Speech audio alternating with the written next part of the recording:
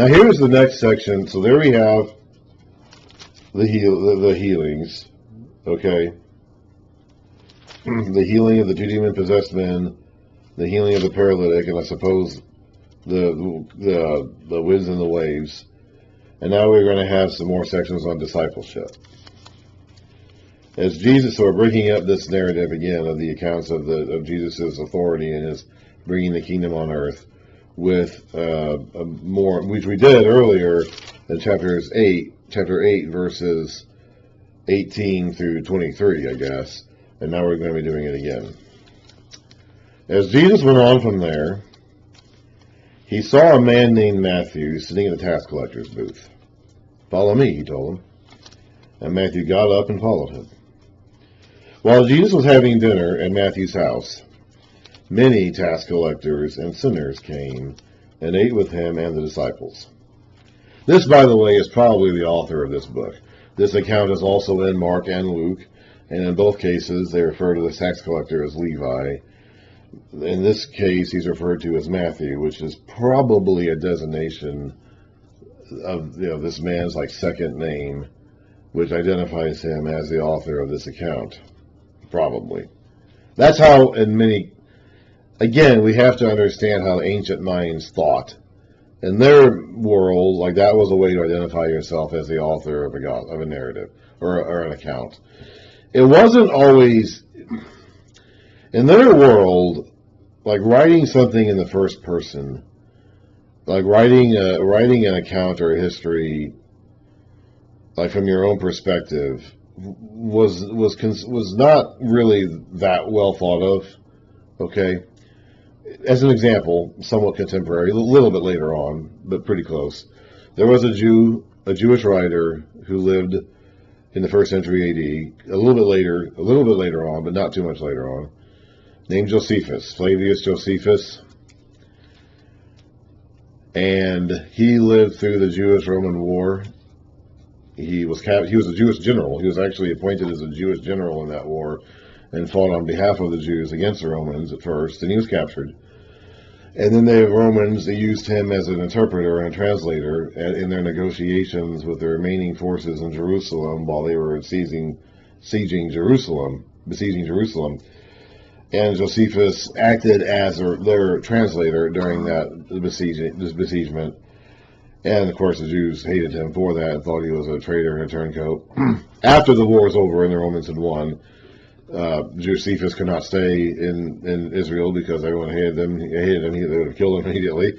So he went back to Rome and was a patron. He was sponsored by because he had been there when Vespasius, who was a general, and then Vespasius went to become the emperor. And Vespasius' son Titus finished the war, and then Titus became the emperor, and he died pretty quickly, probably assassinated by his brother Domitian, who became the emperor.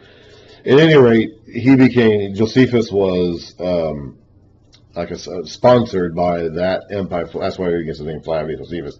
That was the Flavian dynasty from Vespasian down to Domitian, and they provided a house. I think he actually moved into Vespasian's old house when Vespasian left to become emperor, and he stayed there, and he wrote a long narrative about the war, and he also wrote a long narrative about Jewish history, which we still have. And many times he refers to himself in the third person, trying to distance himself, because again, he was a primary figure in the Roman Judeo war.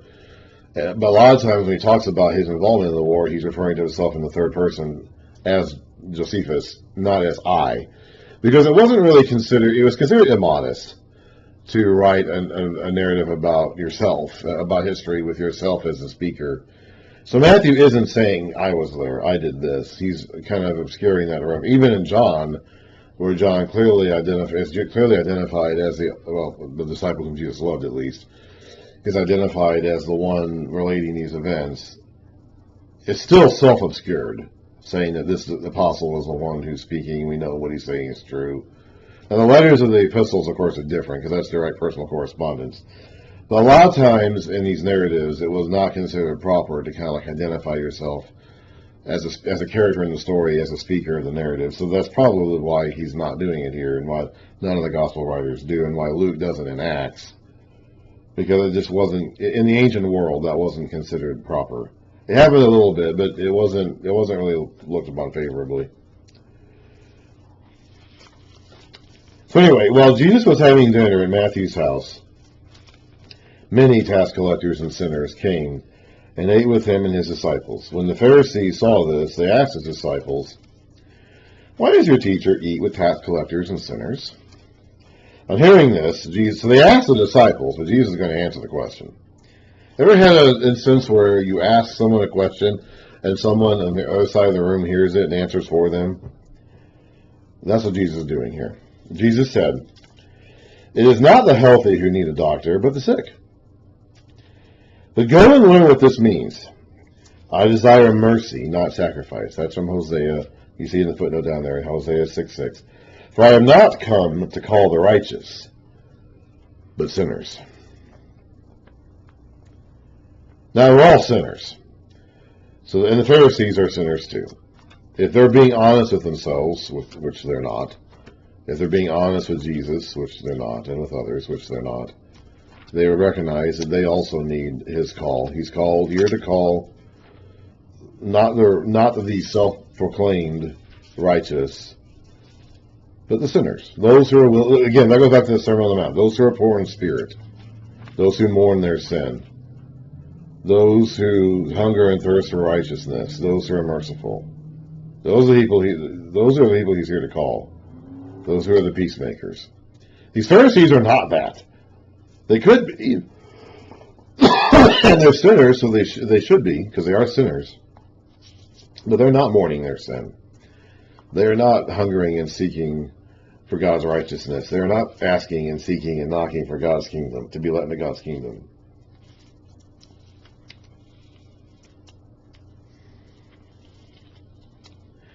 Hosea 6:6 actually says, "For I desire mercy, not sacrifice, an acknowledgement of God rather than burnt offerings." If we had followed God faithfully from the beginning, we never would have needed sacrifices and offerings. God's priority is for people to do what he says and to be honest and humble and worship him. If we did that properly, we wouldn't even need sacrifices and offerings. So that's God's purpose. That's what God really wants. And these people have totally missed it. Jesus is trying to show them that. All the messages he gives to them, the parables he speaks to them, like he's trying to teach them this purpose. And we'll find out as time goes on. They recognize that he's talking about them when he gives a lot of these messages, but they're not repentant. They're not going to let themselves dwell on the implications of what he's saying about them. They're not ignorant of his meaning, but they're not going to act on it. They're not going to change anything about what they're doing in life.